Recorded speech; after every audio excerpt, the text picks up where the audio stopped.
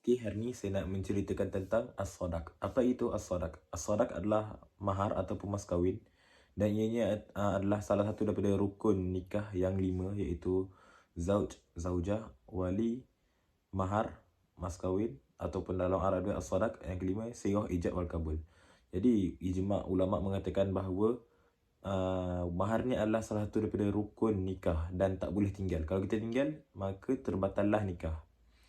Jadi apa yang saya belajar tadi, la yajuz taradi ala isqatihi wa la yushtaratu bisuqutihi. Maksudnya tak boleh untuk kedua-dua pihak lelaki dan perempuan redha dengan tak adanya mahar, dan juga tak disyaratkan, tak boleh untuk kita menjatuhkan mahar ataupun mas kahwin tu.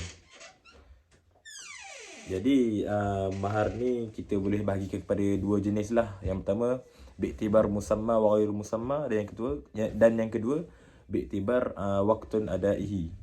Jadi segi yang pertama adalah boleh bagi kepada dua. Jadi mahar ataupun sadaq musamma, yang kedua sadaq ghairu musamma. Sadaq musamma ni adalah mahar yang disebut ketika akad nikah lah. Kita sebut berapa mas kahwin ni kita nak bagi kepada zaujah tu. Dan yang kedua, sadaq ghairu musamma, iaitu sadaq misli lah. Kita tak sebut lagi waktu kita akad nikah tu, kita macam beri nilai mahar tu kepada pengantin perempuan, sama ada mereka tentukan ataupun kita ikut nilai mas kahwin perempuan belah dia lah, macam kakak dia ke mak dia ke adik-adik perempuan dia lah, macam tu. Kalau yang kedua lah, dari segi yang kedua, bi'tibar waqtun adaihi, ada dua, sadaq muajjal dengan sadaq muajjal.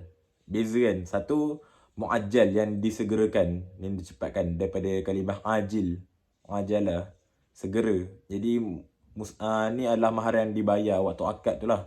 Kalau satu lagi, mahar muajjal, takjil, mahar yang ditangguhkan. Mahar ni dia tak sebut lagi, dia sama macam mahar misli tadi lah. Dia tak sebut lagi mahar dan ditangguhkan pembayaran dia, macam tu lah. Okey, kita berpindah kepada kadar mas kahwin yang ditentukan. Apa yang saya belajar, tak ditentukan nilai had atas ataupun nilai maksimum kadar mas kahwin, tapi yang ditentukan adalah kadar paling minimum ataupun kadar paling sikit lah untuk kita buat mas kahwin tu. Jadi apa yang saya belajar, Abu Hanifah mengatakan sekurang-kurangnya perlulah 10 dirham untuk dijadikan mas kahwin, manakala Imam Asy-Syafi'i mengatakan tak ditetapkan mas kahwin, tapi cukuplah sekadar sebentuk cincin besi. Ini menunjukkan kepada, ini adalah dalil kepada wajib mahar tu. Walaupun tak ada duit, walaupun tak ada macam nilai, benda bernilai sangat, hatta cincin besi pun boleh jadi mahar. Nak kata mahar ni penting, nak kata mahar ni rukun nikah, wajib dalam nikah. Tak ada mahar, maka jatuhlah sah nikah tu. Okay, kita berpindah pula kepada syarat-syarat mahar. Jadi syarat mahar ada 3, iaitu mestilah harta yang dimiliki, yang kedua mestilah diketahui harta tersebut, dan yang ketiga mestilah terselamat daripada benda-benda yang buruk, benda-benda yang jahat, benda-benda yang tak elok. Jadi apakah syarat dia? Yang pertama, benda yang harus dimiliki, mestilah benda tu milik kita dan bukanlah milik orang lain, bukanlah kita hutang, dan bukanlah benda yang haram seperti khinzir, babi, anjing, dan benda-benda yang haram lain, arak ke.